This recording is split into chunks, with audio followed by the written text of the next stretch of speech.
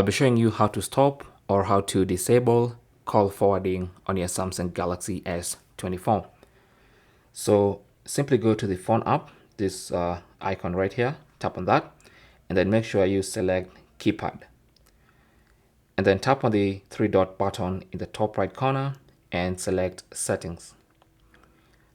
Under Call Settings, you want to go to Supplementary Services, tap on that, and then allow it to check the current state.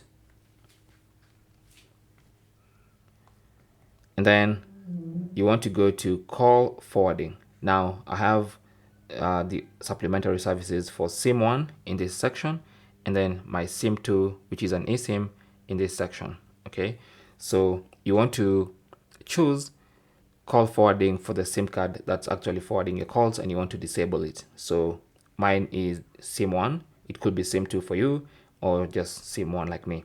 So tap on call forwarding, and then it's going to ask allow SIM1 to send and receive mobile data. Tap on allow, and then choose voice calls. Now if your phone is forwarding video calls as well, you can tap on video calls, but then let's go ahead and select voice calls because that's what most people forward.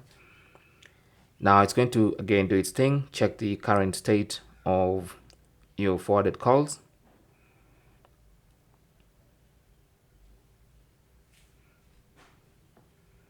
Just be patient, let it do its thing. And as you can see, I don't have any call forwarding except for forward when unreachable. So if you have in all these sections, then you should see them there. So what you want to do is go to the section that says your calls are being forwarded. Tap on that, and then you want to tap on disable.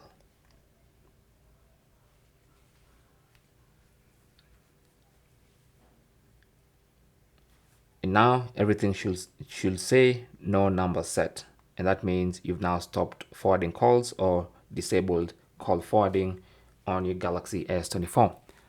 Thanks for watching. Comments and questions down below, and good luck.